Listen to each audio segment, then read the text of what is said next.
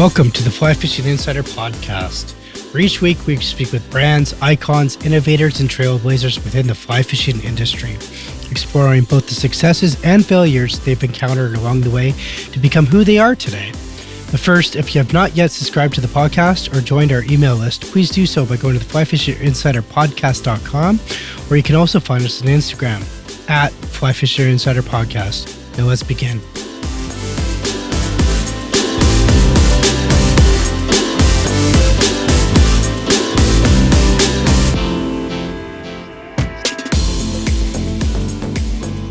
Welcome to the Fly Fishing Insider Podcast. Today our guest is Kate Williams. Kate is the CEO for 1% for the Planet. 1% is a global brand who's focused on helping environmental organizations with funding through strategic partners. 1% for the Planet is truly an amazing organization, and here today to tell us more is Kate Williams. Kate, welcome to the show. Thanks so much. I'm glad to be here. We are as well, likewise. You guys have a lot going on over at 1% from all my investigating. And before we get into 100% about what 1% for the Planet is, can you tell me a bit about yourself, where you live, where you're from, where you're currently living, and how you became a CEO? Yeah, sure. In 5 words or less, right? Yeah. I live in Vermont on the Mad River Valley. I feel like on this show it's important to affiliate myself with a river, which has a lot of great fishing going on in it. Nice. And that's what I live probably 45 minutes from our headquarters here in Burlington, Vermont, the 1% headquarters. And basically my whole career has been devoted to working on behalf of or in the great outdoors of our planet. So I've been an outdoor educator. I ran a long-distance paddling trail for many years in the Northern Forest Canoe Trail, and really have just always focused on how can I be in positions to, help bring more people into connection with the outdoors and into connection with the importance of a healthy planet. And I've been really fortunate to do that work. And in 2015, I became CEO of 1% for the Planet, which has been a great pleasure and joy, and it's certainly kept me busy as we've grown quite a bit during that time. Yeah, I know you're definitely an advocate for the outdoors for sure, and again, we'll get into that. I did want to ask you really quickly, for those listeners that, just before we get into 1%, for those listeners that might not be familiar exactly with what 1% for the Planet is, can you please tell us what 1% for the Planet is? Of course. So 1% for the Planet is a global network of businesses, individuals, and nonprofits. And the way it works is that we have business and individual members who commit their 1%. And what that means is that they're giving 1% to the environmental nonprofits in our network. And on the business side, what they're doing is they're giving 1% of their annual sales. And our role, the role of our staff, is to engage those members, to help them figure out which partnerships are going to be most valuable to them in terms of their giving, and to build those connections with the nonprofits, and then to really foster strong relationships between those companies and the nonprofits, so they can have not only the benefit of the donation, but also of that relationship, and then so much more can come from that. And with individuals, it's pretty similar. Individuals commit their 1%, they identify what that is, and then they can give that in terms of dollars or volunteer time. So it's pretty amazing. We're in 60 countries, and so much amazing giving is happening. Absolutely, and you have lots of projects and whatnot on the go. Again, we'll get into that. I think it's important just to go back about how and who started 1%. So if you can fill us in on the history of the brand and the concept and the idea behind it, and kind of like a star power of who started it, would be fantastic. If you can let us know that'd be great. Yeah. Sure. Yeah, we have a really terrific origin story. In 2002, we were founded by Yvon Chouinard, who's the founder of the outdoor clothing brand Patagonia, and his friend Craig Mathews, who ran a fly shop, Blue Ribbon Flies, in West Yellowstone, and they were fishing on the Madison River in Montana, and essentially realized that the land that they were standing on to fish was threatened with development, and they had this kind of realization that it was so critical for outdoor and recreation companies to the land, on which people were using their gear. That's at the most fundamental level, but it really quickly grew into so much more than that businesses have an impact on the planet, whether they're an outdoor gear company or a bank or a lawyer or a natural foods company. I mean, any business is going to have some sort of an impact. And so committing that 1% every year from top-line sales as a way to give back to help build a healthy planet that sustains all people, all business, that was their philosophy. So they got it off the ground and, pretty quickly started engaging members and, spun out of Patagonia as an independent nonprofit, from that moment forward, which has been really great because we have a terrific close relationship with Patagonia. I bet. And we're all about building the movement of all kinds of. Absolutely. You mentioned earlier about organizations and collaboratively, like what is the common goal between the brand and the organization collaboratively, like and what are the funds, like what are they helping to fund, like what exactly are you guys trying to the projects that you're trying to fund? Can you share a few of those with us? Sure, yeah. So the way we're set up at the highest level is that we've divided all of the environmental issues into essentially 6 buckets. So we have climate, land, food, which would be where sustainable ag and things like that would fall, water, wildlife, and pollution. And so all of our nonprofits, 3,000 plus nonprofits, are categorized into one of those 6 buckets. And then, so at a broad level, we're covering everything. Mm-hmm. But at the micro level of the relationship between a company and the nonprofit or nonprofits that they're giving to, it's these really specific projects in a lot of cases. So, it can be beach cleanup in a particular area that's close to the headquarters of a company that's giving, so they can, protect a place where their employees are, playing. It can be broader scale, giving to, say invest in playground, open spaces in cities so that they're, accessible to urban areas. Really, it's all over the place because, our members are in different places, have different stories they're trying to tell, have different issues that are, closest to their heart. Mm-hmm. And we really try to help them to kind of narrow down on that and then to have these amazing partnerships. So could I, as an individual, could I choose to say, if I wanted to say donate some money to 1%, could I dictate where my money went? Well, that's a great question because we're actually a direct giving model. And what that means is if you're a member, yes, you are not giving through us. We're not a foundation. We don't take all the money in. You actually choose, we help you to identify who you want to give to, and then you make that donation directly, and we certify it at the end of the year. So, and the reason we do that is, one, we want to keep ourselves as lean as possible, so maximum dollars are going to our nonprofit partners. We also really believe, we believe in the power of the relationships between the members and the nonprofits, and when you're giving directly, you have to talk to someone, you have to get to know them, and it's really amazing to see the relationships that are built. Like, for example, we have a member who gave to one of our nonprofit partners, the Rosalia Project, and they do research on different ocean issues, and they do different ocean cleanups, and they collect data, out on a boat that they own. And so this member gave to them and, developed this great connection and ended up going out on some of their data gathering expeditions, and they've really developed this really great relationship, which leads to longer term giving, which leads to more value pretty much for everyone involved. So we really believe in that direct connection. And what are some of the, where I'm trying to go with this is, what are some of the projects that you currently or some of the brands? Like, so if I'm an environmental organization, right, I come to you guys and pitch my idea, and can you walk us through that?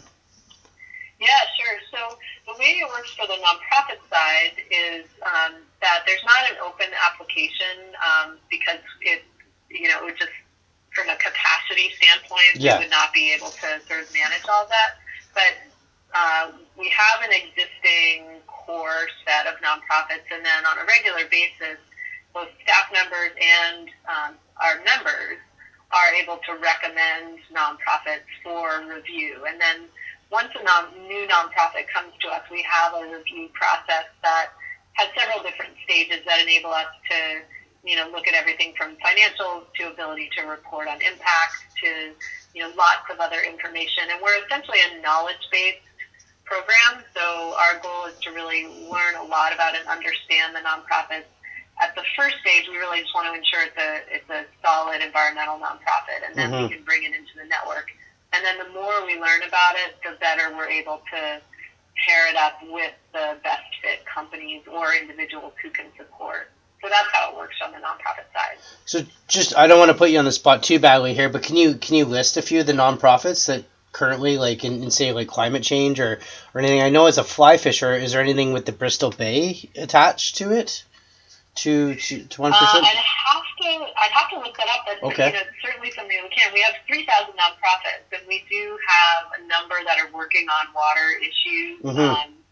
And I'm gonna see if I can, while we're talking, pull something up. I like it.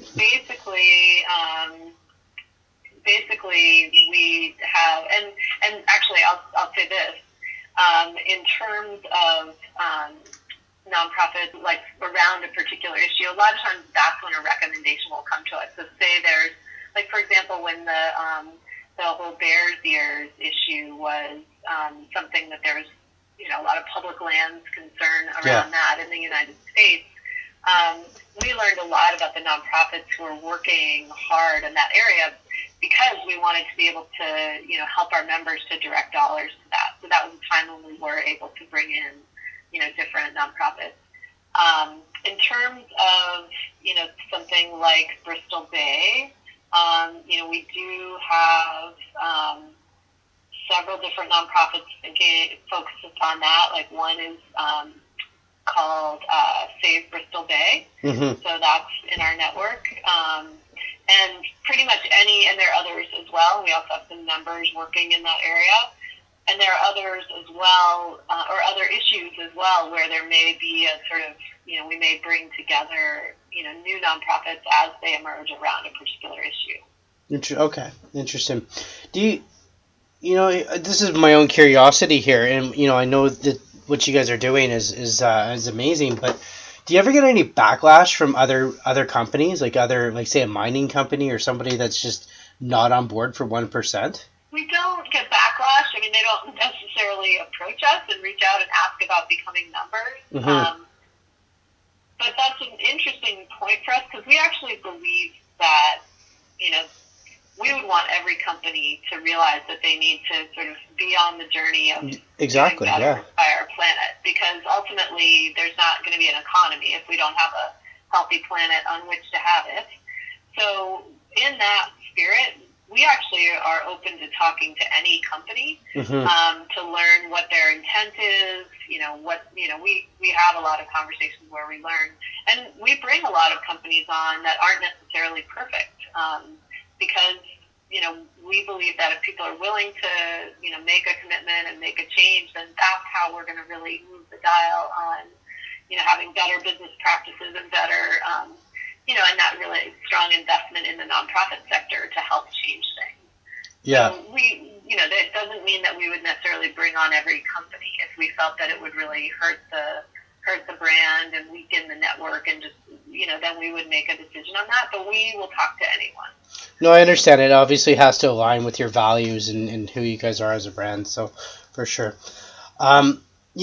How much, recently to date, what is it, 200 million? Is that correct that you guys have done to date on projects? It's actually now 225 million. Wow. And we're on track to certify another probably 27 million in giving in 2019. So, definitely a lot of growth in the size of our network, which means growth in the amount of giving our network is doing. And is there been a trend? Like, is climate change in the lead? And I don't want to compare and say this is winning over this, but I'm just trying to say, is there like a trend in towards where more funds are being allocated or chosen to go, from partnerships?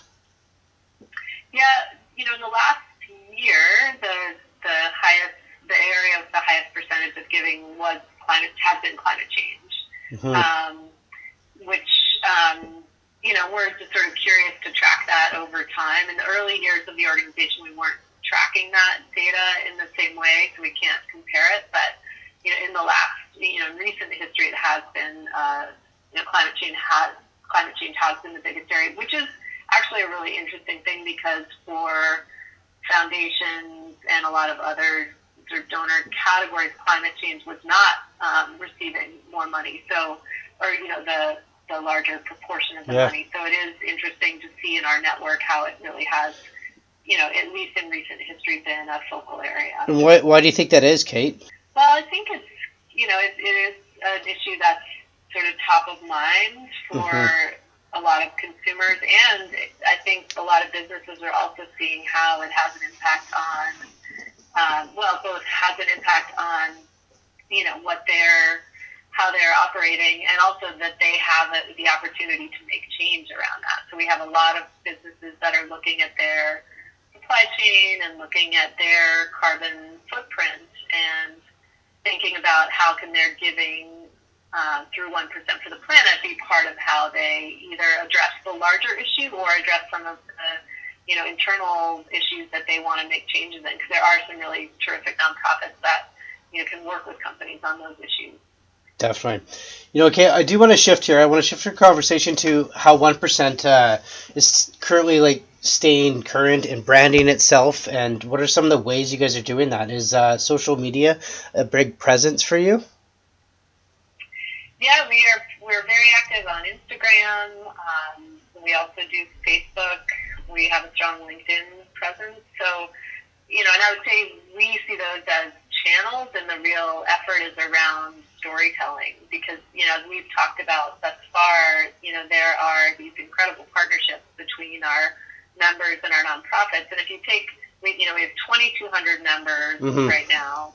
We have thousands of nonprofits. We're in 60 countries, and every year we're certifying, 1% of giving from all of those members. So, if you do the math, there's literally thousands of partnerships that are happening on the ground, in oceans, in forests, concerning wildlife, addressing pollution, and every single one of those partnerships is a story. Correct. And so our brand is the sum total of those stories. So our big effort is to really communicate those stories in ways that, kind of ladder up to some larger themes and help people to really see and feel the impact and the power of the nonprofit sector. Because that's something we really believe in, is this power of not just the nonprofit sector, but of the, connecting the dots across the business and individual and nonprofit sectors. Because there's a really important opportunity there to drive change. Absolutely. Oh, I totally agree with that. So, what are some of the recent stories that these brands, what's a most recent story that you guys have worked on or done that you can share with us? Well, let's see. It is always so hard to know. Well, so one great example is we have a company called All Good. They're based out in California, and they make chemical-free lotions and creams, and they've been very active in sunscreen. And so when Hawaii banned the harmful sunscreens from use, the reef unfriendly sunscreens, and are only sort of allowing for those reef friendly sunscreens, All Good was very much already producing great sunscreens to be used in those kinds of settings.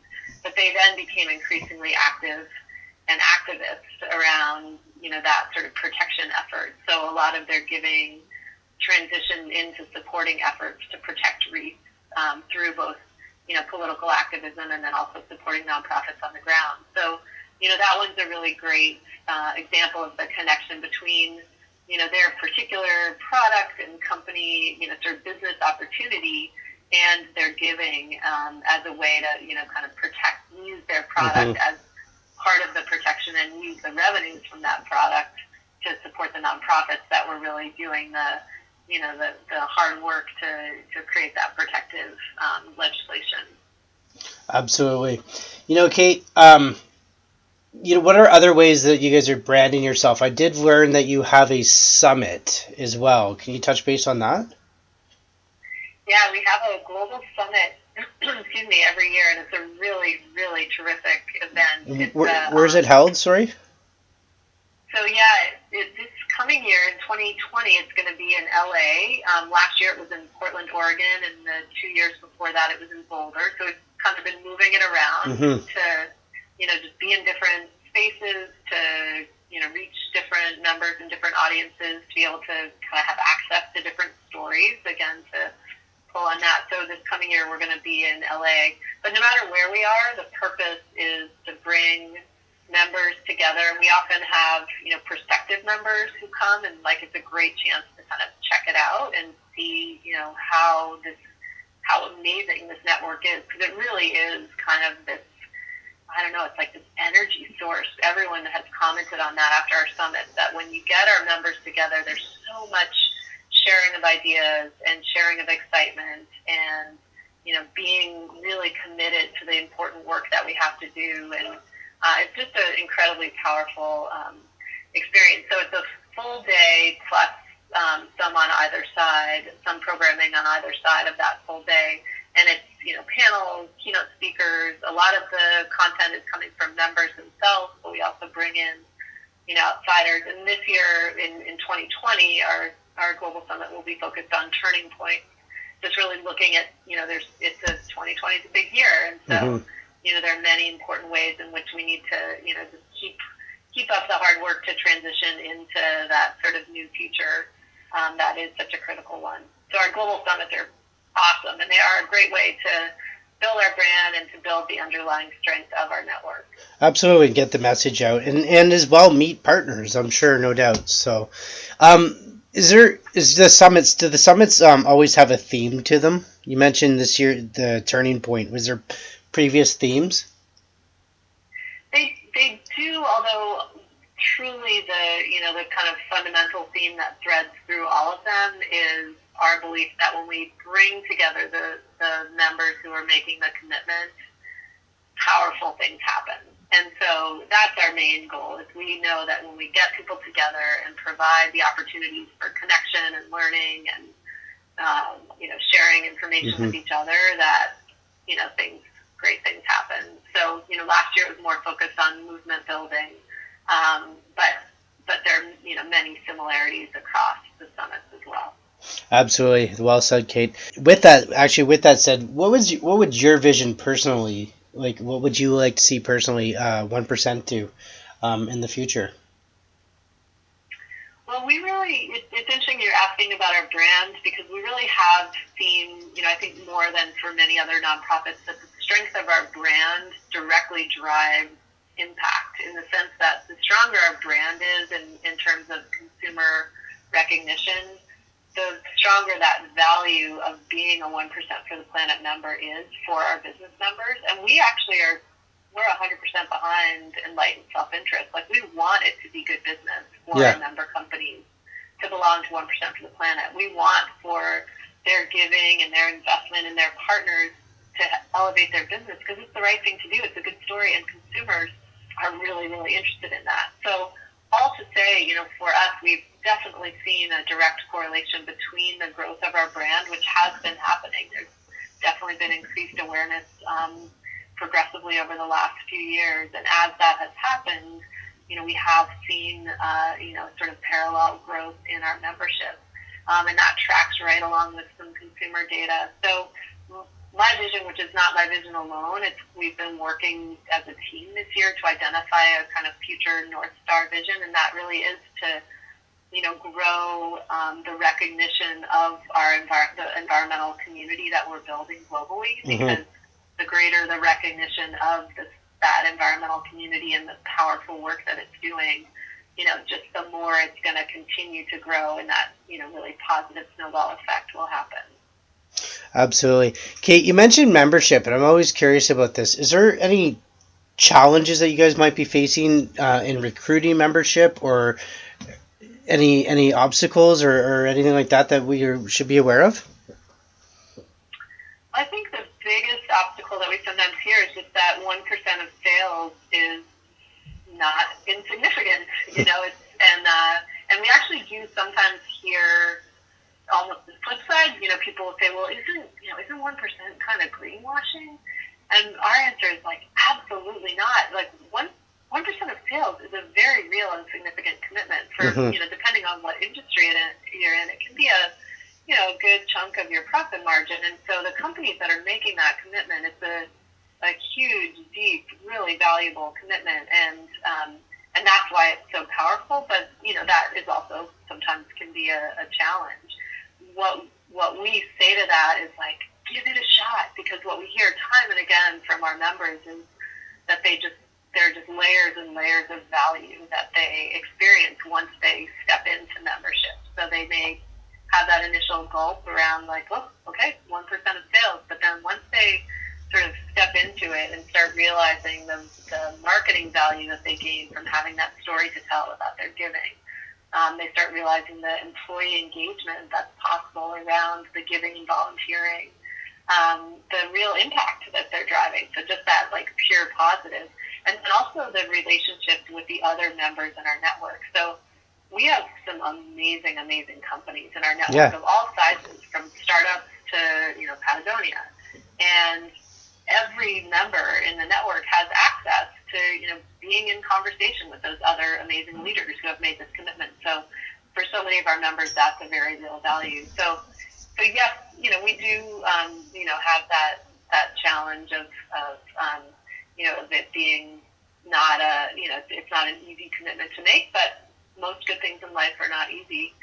One other thing I would say, too, is that, really understanding the value of nonprofits in particular. So, companies can and sometimes feel, overwhelmed by, what choices should I make around how to drive change? Should I, invest in certain sustainability investments, renewable energy or whatever, or should I do 1% for the planet? And we lean towards the both and approach. We know that sometimes that has to be staged, but one of the things we want to make sure when people are kind of going through that thought process, we want to be sure they understand the importance of nonprofits. So the nonprofit sector kind of fills the gap between where government and where the private sector are doing what they can do. And we need all parts of the puzzle. We need government to do its part. We need, for sure, companies to do their part. But there is a place that only nonprofits can go. It's the place where, we need activism, we need advocacy. It's a place where there's, where there's not yet a market. And as we know, a lot of times there's not a market for some of the things that really need to happen on the planet. So that's the role nonprofits play. So making sure that people understand that is something that is really important to us, and, sometimes a piece of the work that we need to do in order to engage companies. Kate, I just love how passionate you are. I can hear it in your voice, and how much you like to advocate for this and for the brand and everything like that. So I want to ask, what are some of the ways that the fly fishing industry is involved? And bring it back to the fly fishing here. I know Patagonia is a big player in the fly fishing industry. But is there any other ways that the fly fishing industry or any other partners that we can mention that might be involved with 1%? Yeah, I'll start by just saying generally, I was really excited about doing this podcast just because I have such a strong belief that an industry like the fly fishing industry is such a perfect match for something like 1% for the planet. Because when you're fly fishing, you're literally like standing on the ground and in the water, and it's about the habitat, it's about the health of the ecosystem that you're in. And so there's such a direct connection between, selling the gear or leading the tour or, whatever particular aspect of the fly fishing industry someone is in, and the just sort of integrated need to have those places protected and cared for, and to have people understand that. So, to me, it seems like every fly fishing company, tour guide, whatever it may be, would just be such terrific members, because they would have such an amazing opportunity to connect with partners, and I know many already do. Yes. To protect those places where we all love to go fishing. So I would say right now, despite my clear sort of vision for how that should come together, we don't have a huge number of fishing companies in our network. So great opportunity for you leaders out there listening. We do have some, and we certainly have some great nonprofits like the Wild Salmon Center, Trout Unlimited. We have different chapters involved. We talked about Bristol Bay earlier. But then there are also a lot of, land trusts or organizations that are working on water quality having to do with microplastics, that may not have the word fish in their name, but are, really integral to those issues. And then we also have, terrific nonprofits who are getting people out fishing, just some really amazing nonprofits who are helping people to build those connections as part of either a, healing process coming back from war or, just, again, amazing stories, amazing people doing work, and there is such a great opportunity for all companies, but, for fly fishing companies to sort of forge that direct connection with those protection efforts.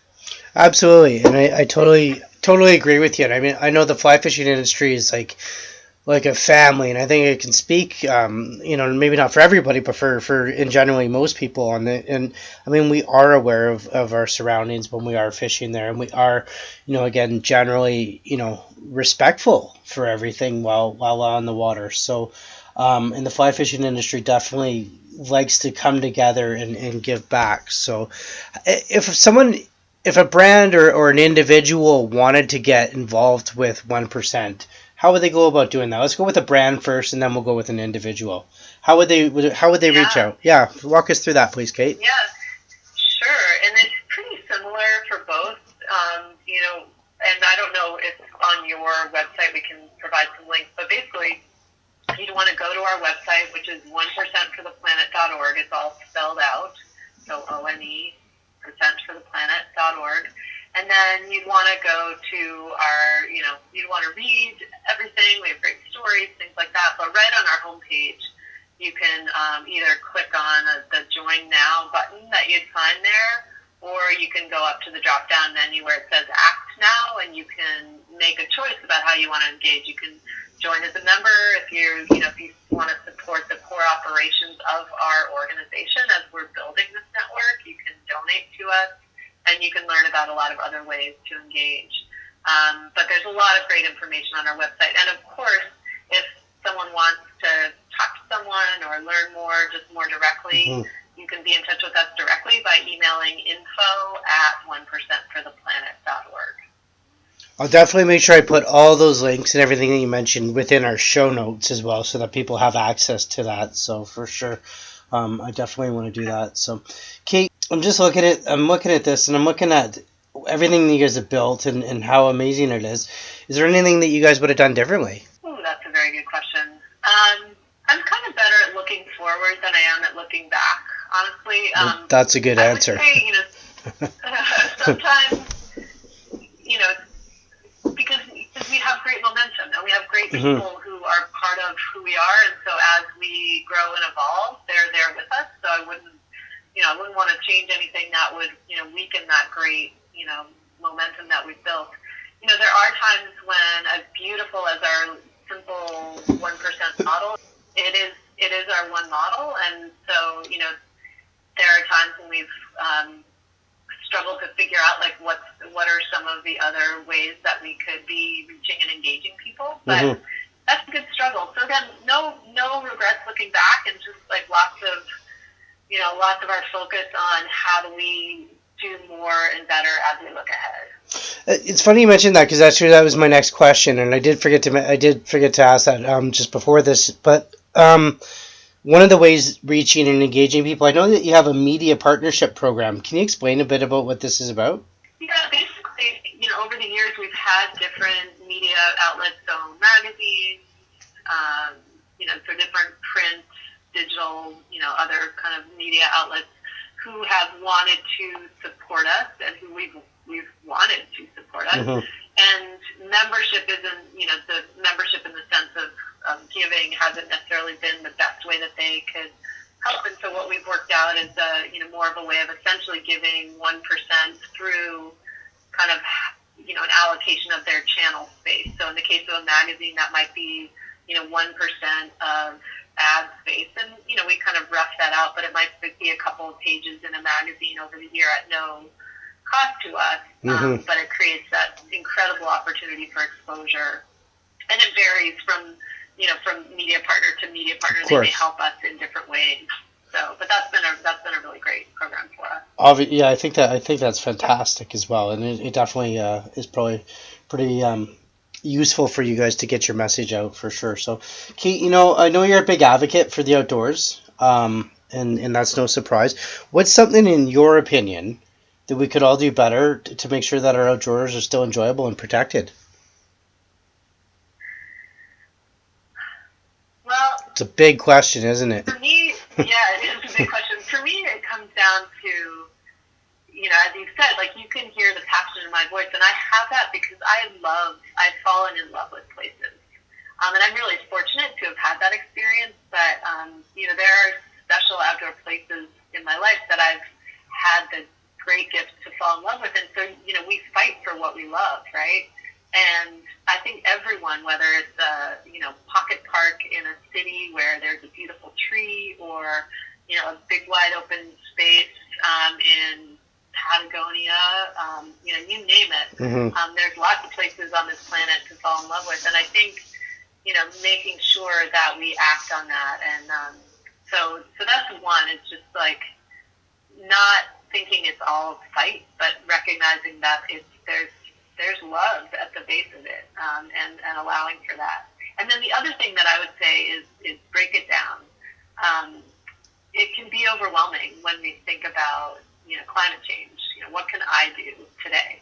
But actually, we each can do something every day, and that's kind of the whole philosophy of 1%, is that it's this beautifully democratic way of seeing giving and seeing engagement, because every single person, from a college student who has more debt than they have income, Mm-hmm. or someone who might not have any income or debt, just nothing, or someone who has a lot of disposable income, a big company, a small company, everyone has a 1%, and that could be 1% of your time, that could be money, as it is through our program, that giving, but everyone has a 1%, and when you think about it, if you think about it over the course of a day, you can do a little something every day. So whether it's deciding that you're going to carpool more, or just do those little things, those remind you that you have power and you can take action. And then you can build on that, and you can start saying, all right, like in addition to my, the thing I'm doing today, I'm going to sign that petition.